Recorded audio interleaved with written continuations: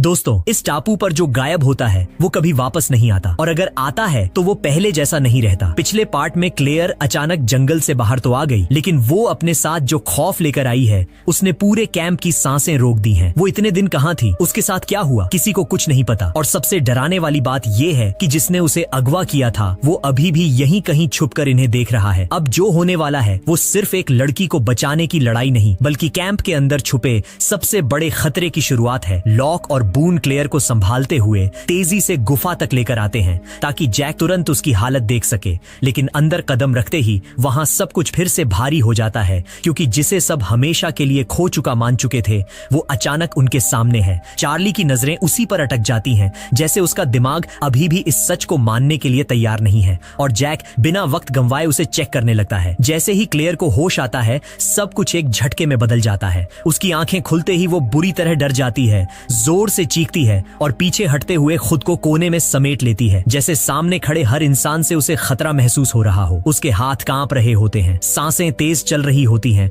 और वो किसी को भी अपने करीब नहीं आने देना चाहती। चार्ली धीरे धीरे उसकी तरफ बढ़ता है, हर कदम सोच कर रखता है ताकि उसे और डर न लगे। वो उसे शांत करने की कोशिश करता है, लेकिन तभी क्लेयर जिस तरह सबको देखने लगती है वो और ज्यादा बेचैनी बढ़ा देता है। उसकी नजरें हर चेहरे पर जाती हैं, लेकिन कहीं भी पहचान नहीं बनती, जैसे ये जगह, ये लोग, सब कुछ उसके लिए बिल्कुल नया हो। उसके चेहरे पर डर के साथ गहरी उलझन साफ दिख रही होती है, और फिर वो पूछती है कि तुम लोग कौन हैं? ये सुनते ही वहां मौजूद हर इंसान के अंदर एक अजीब सा सन्नाटा उतर जाता है। कोई तुरंत कुछ नहीं कह पाता, सब एक दूसरे की तरफ देखने लगते हैं जैसे जवाब कहीं खो गया हो। थोड़ी देर बाद जब वो थोड़ा संभलती है तो जैक और चार्ली उससे धीरे धीरे बात करने की कोशिश करते हैं, उसे याद दिलाने की कोशिश करते हैं, लेकिन हर कोशिश जैसे बेअसर साबित हो रही होती है, क्योंकि क्लेयर साफ कह देती है कि उसे यहाँ किसी की कोई याद नहीं है। उसे बस इतना याद है कि वो सिडनी से लॉस एंजलिस जाने वाली फ्लाइट में बैठी थी और उसके बाद सब कुछ जैसे गायब हो गया। ये सुनकर जैक उसे समझाता है कि प्लेन क्रैश हुआ था और वो सब इस टापू पर फंसे हुए हैं, लेकिन ये बात उसके लिए चीजों को आसान नहीं करती बल्कि और उलझा देती है, क्योंकि एक ही पल में इतनी बड़ी सच्चाई को मानना उसके लिए मुश्किल हो रहा होता है और सामने खड़े अनजान लोगों पर भरोसा करना भी उसके लिए आसान नहीं है। फिर भी चार्ली उसके पास बना रहता है, बिना दबाव डाले,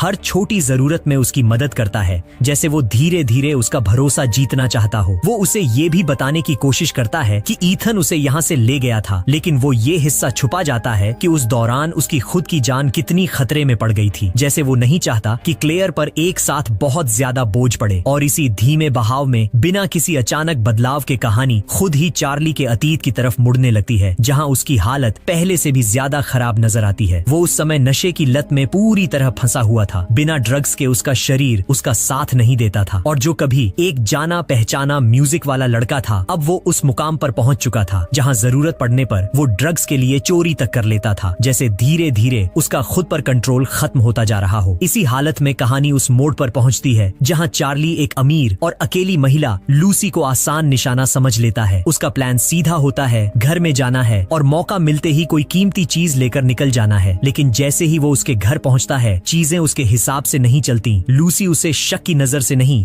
बल्कि अपनापन देकर अंदर जगह देती है, आराम से बैठने को कहती है और फिर अपने पिता के साथ डिनर पर भी बुला लेती है। एक साधारण सी टेबल पर बैठकर बात शुरू होती है, लेकिन धीरे धीरे हालत बदलने लगती है। चार्ली को पहली बार महसूस होता है कि सामने बैठा इंसान उसे सिर्फ देख नहीं रहा बल्कि समझ भी रहा है, जैसे उसकी हालत किसी और तक भी पहुंच रही हो। और इसी दौरान उसे एक मौका मिलता है, एक सीधी सी नौकरी, फोटोकॉपी मशीन बेचने का काम। कुछ पल के लिए उसे लगता है कि शायद वो अपनी ये नशे वाली जिंदगी छोड़ सकता है, जैसे जिंदगी उसे एक रास्ता दे रही हो, लेकिन जैसे ही काम शुरू करने का दिन आता है असली हालत सामने आ जाती है। उसने 3 दिन से नशा नहीं किया होता और उसका शरीर धीरे धीरे जवाब देने लगता है। उसके हाथ कांप रहे होते हैं, दिमाग ठीक से काम नहीं कर रहा होता और अंदर बेचैनी बढ़ती जा रही होती है, जैसे कहीं से भी निकल भागना हो। और इसी कमजोरी में वो फिर वही पुरानी गलती कर देता है, चुपके से एक महंगी चीज अपनी जेब में डाल लेता है ताकि मौका मिलते ही उसे बेचकर अपना नशा पूरा कर सके। लेकिन तभी लूसी उसके लिए नया बैग लेकर आती है और खुद उसे काम पर छोड़ने की बात कहती है। अब उसके पास पीछे हटने या भागने का कोई रास्ता नहीं बचता। वो मजबूरी में उसके साथ जाता है, लेकिन वहां पहुंचकर सब कुछ बिगड़ने लगता है। मशीन समझाते वक्त वो बार बार गलती करता है, उसका ध्यान टिकता नहीं और हालत इतनी खराब हो जाती है कि उसे बीच में उल्टी तक हो जाती है, जिससे पूरा वक्त खराब हो जाता है। शर्म और घबराहट में वो वहां से भाग जाता है, जैसे खुद का सामना करने से भी डर रहा हो। बाद में जब सब शांत होता है तो उसे अपनी अपनी गलती का एहसास होता है और वो वापस लूसी के पास जाकर समझाने की कोशिश करता है, लेकिन अब बहुत देर हो चुकी होती है। भरोसा एक बार टूट जाए तो वापस नहीं आता और यही वही होता है, दोनों हमेशा के लिए अलग हो जाते हैं। और इसी के साथ कहानी फिर से टापू पर लौटती है, जहां अगली सुबह सईद, जैक और बाकी लोगों के पास आता है। उसके चेहरे से साफ लगता है कि वो कुछ ऐसा सोच रहा है जो बाकी लोग अभी नहीं देख पा रहे।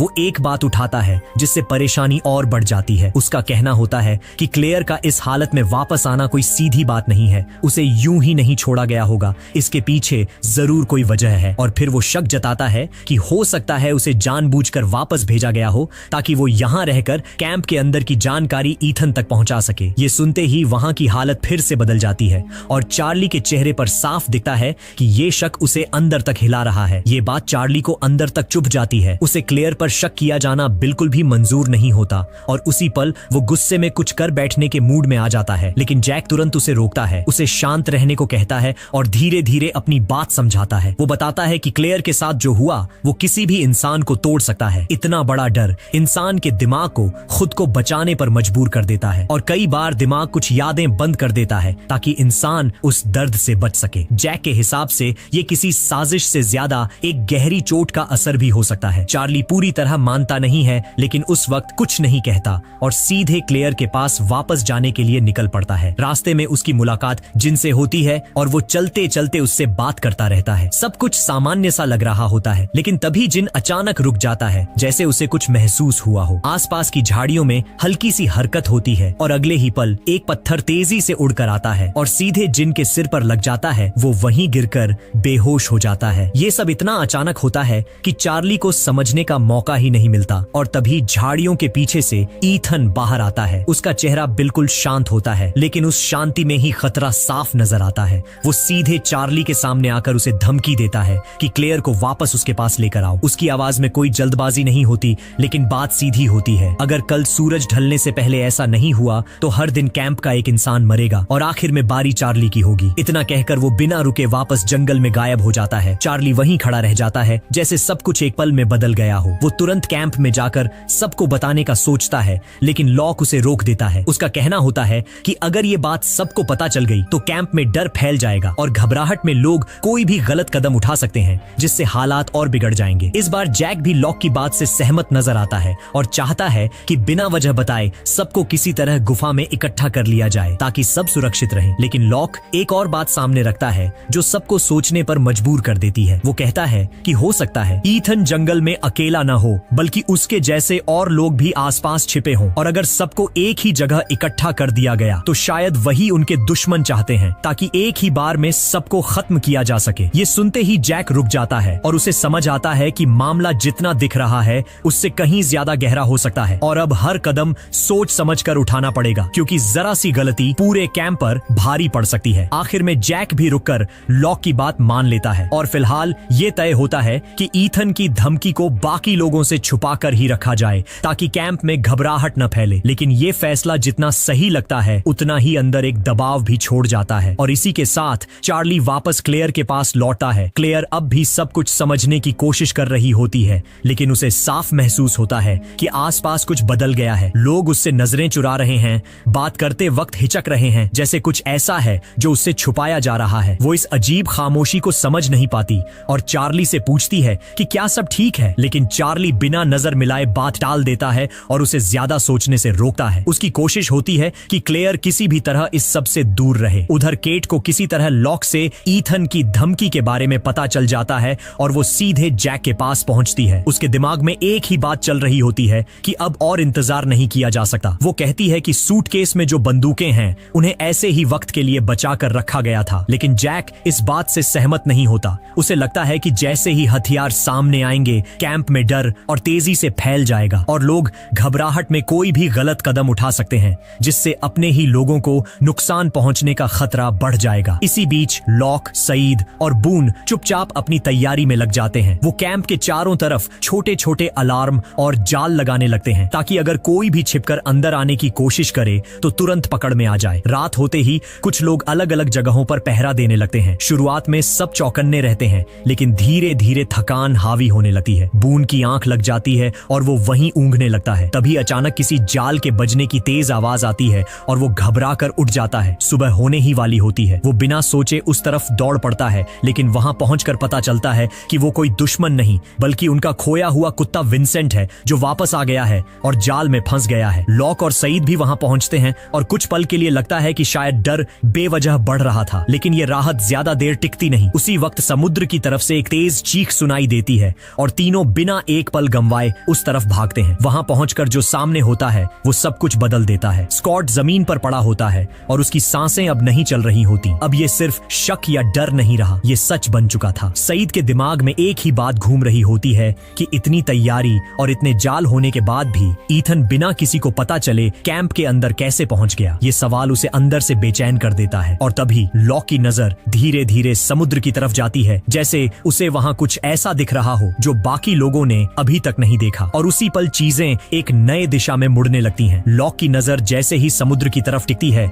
उसे बात समझ में आ जाती है कि ईथन जमीन से नहीं आया था बल्कि पानी के रास्ते तैरकर अंदर घुसा था। यानी खतरा वहां से आया जहां किसी ने पहरा देने के बारे में सोचा ही नहीं। और ये बात सबके लिए और भी भारी पड़ती है, क्योंकि अब साफ हो जाता है कि दुश्मन सिर्फ चालाक नहीं है बल्कि हर उस कमजोरी को देख रहा है जिसे ये लोग नजरअंदाज कर रहे थे। इसके बाद सब मिलकर स्कॉट को आखिरी विदाई देते हैं। वहां इतनी शांति होती है कि किसी के पास बोलने के लिए शब्द नहीं बचते, क्योंकि अब ये साफ है कि सामने वाला सिर्फ डराने नहीं बल्कि मारने आया है। इसी बीच गुफा में बैठी क्लेयर धीरे धीरे महसूस करने लगती है कि लोग उसे अलग नजर से देख रहे हैं, जैसे उसके अंदर ही कोई समस्या हो। ये नजरें उसे बेचैन कर देती हैं और वो सीधे शैनन के पास जाकर जवाब मांगती है। शैनन इस बार बात छुपाती नहीं और उसे साफ साफ बता देती है कि लोग उस पर क्यों शक कर रहे हैं और ईथन ने कैसी धमकी दी है। ये सुनते ही क्लेयर के अंदर गुस्सा और उलझन एक साथ उठते हैं और वो सीधे चार्ली के पास पहुंचती है। उसके मन में एक ही बात चल रही होती है कि इतनी बड़ी बात उससे छुपाई क्यों गई। चार्ली उसे समझाने की कोशिश करता है कि वो सिर्फ उसे बचाना चाहता था, उसे और तनाव नहीं देना चाहता था। लेकिन अब ये बात क्लेयर को समझ नहीं आती।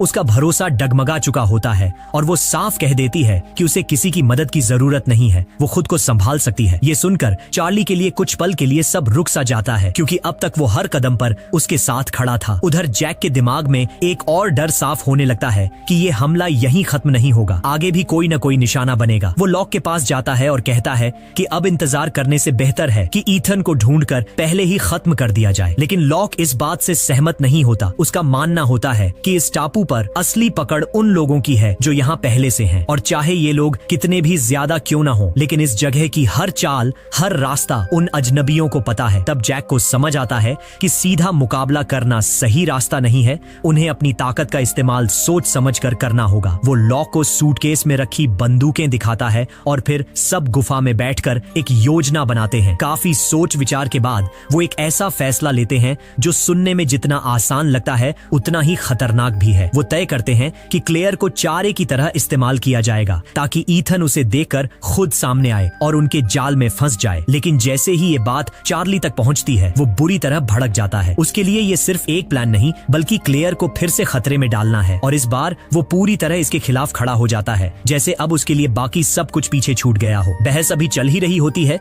कि तभी क्लेयर खुद वहां आ जाती है और सबकी बातें सुन लेती है। कुछ पल के लिए वहां खामोशी छा जाती है, लेकिन वो बिना हिचक सीधे कह देती है कि वो इस योजना का हिस्सा बनेगी। उसका ये फैसला सबको चुप कर देता है, क्योंकि अब ये सिर्फ एक प्लान नहीं रह जाता, ये उसका खुद का चुनाव बन जाता है। इसके बाद जैक सॉयर के पास जाता है और उसे साथ आने के लिए कहता है। साथ ही एक बंदूक भी पकड़ाता है। वहीं केट भी पीछे नहीं हटती और साथ चलने की जिद करती है। जैक पहले मना करता है, लेकिन सॉयर अपनी आदत के मुताबिक उल्टा करता है और दूसरी बंदूक केट को दे देता है, जैसे उसे हमेशा नियम तोड़ने में ही भरोसा हो। धीरे धीरे शाम गहराने लगती है, आसमान में बादल छा जाते हैं और हल्की बारिश शुरू हो जाती है। हालत और भारी हो जाती है। इसी बीच क्लेयर अकेली जंगल के बीच एक खुली जगह पर खड़ी होती है, पूरी तरह शांत, लेकिन अंदर से सब कुछ महसूस करती हुई, जैसे वो जानती हो कि अगला पल सब बदल सकता है। चारों तरफ पेड़ों के पीछे बाकी लोग छिपे होते हैं, बंदूकें ताने हुए, हर दिशा पर नजर रखे हुए। हर सेकंड लंबा लगने लगता है और तभी झाड़ियों में हल्की सी हरकत होती है। सबकी सांसें जैसे रुक जाती हैं। अगले ही पल ईथन बाहर आता है और बिना रुके सीधे क्लेयर की तरफ बढ़ता है। वो मुड़कर भागती है और वो उसके पीछे निकल पड़ता है, लेकिन उसी वक्त जैक अचानक सामने आकर उस पर झपटता है और दोनों जमीन पर गिर जाते हैं, एक दूसरे से जूझते हुए। इस धक्का मुक्की में जैक के हाथ से बंदूक छूटकर दूर जा गिरती है। तभी बाकी लोग भी अपने अपने ठिकानों से बाहर निकल आते हैं और चारों तरफ से उसे घेर लेते हैं। कुछ ही पलों में ईथन काबू में आ जाता है। सब जानते हैं कि उससे बहुत कुछ जाना जा सकता है, इसलिए कोई गोली नहीं चलाता। सबके अंदर एक उम्मीद सी बनती है कि अब शायद जवाब मिलेंगे। लेकिन तभी अचानक चार्ली आगे बढ़ता है। उसकी नजर जमीन पर पड़ी बंदूक पर जाती है और वो बिना कुछ सोचे उसे उठा लेता है। अगले ही पल वो ईथन पर गोलियां चलाना शुरू कर देता है, एक के बाद एक लगातार, जैसे उसके अंदर जमा हुआ गुस्सा और डर सब बाहर आ रहा हो। और तब तक नहीं रुकता जब तक मैगजीन खाली नहीं हो जाती। चारों तरफ सन्नाटा छा जाता है, किसी को समझ नहीं आता कि अभी क्या हुआ। एक पल में सब खत्म हो जाता है और साथ ही वो हर जवाब भी जो उन्हें मिल सकता था। अब कोई नहीं जान पाएगा कि ईथन अकेला था या उसके जैसे और भी लोग इस टापू पर मौजूद हैं। रात होते होते कैंप के आसपास का डर और भारी हो जाता है। हर कोई अपने अपने ख्यालों में खोया होता है और उसी रात क्लेयर धीरे धीरे चार्ली के पास आती है। उसके चेहरे पर पहली बार थोड़ी नरमी नजर आती है, जैसे वो सब कुछ समझने की कोशिश कर रही हो। वो एक अजीब सी बात करती है कि उसे पीनट बटर का स्वाद क्यों याद है, जबकि बाकी सब कुछ धुंधला हो चुका है। और ये सुनते ही चार्ली के अंदर कुछ हल्का सा बदलता है, क्योंकि उसे वो पल याद आता है जब सब कुछ ठीक था और उसने उसे हंसाने के लिए खाली डिब्बे से पीनट बटर खिलाने का नाटक किया था। जैसे उसे एक छोटी सी याद में अब भी कुछ बचा हुआ हो और उसी बात में एक छोटा सा सहारा छुपा होता है। क्लेयर मानती है कि उसे कुछ भी साफ साफ याद नहीं है, लेकिन फिर भी वो चार्ली पर भरोसा करना चाहती है। ये सुनकर चार्ली के अंदर जो बेचैनी और गुस्सा जमा था उसमें हल्का सा बदलाव आता है, जैसे पहली बार उसे लगता है कि सब कुछ खत्म नहीं हुआ। तो दोस्तों, ईथन तो मारा गया, लेकिन उसके साथ ही वो एक मौका भी खत्म हो गया जिससे इस जंगल के सारे राज सामने आ सकते थे। अब सबसे बड़ा डर यही है कि अगर ईथन अकेला नहीं था तो बाकी लोग कहाँ हैं और क्या वो अभी भी इन्हें देख रहे हैं, सही मौके का इंतजार करते हुए। यहीं से कहानी और खतरनाक होने वाली है। अगले पार्ट में आपको ऐसे सच पता चलेंगे जो इन सब की जिंदगी बदल देंगे। अगर वीडियो पसंद आया हो तो लाइक कर देना और आगे क्या होने वाला है वो मिस ना हो, इसके लिए चैनल को सब्सक्राइब करके बेल आइकन जरूर दबा लो। और अगर आप पहली बार आए हैं तो पिछले पार्ट्स जरूर देखना, क्योंकि असली कहानी वहीं से शुरू होती है।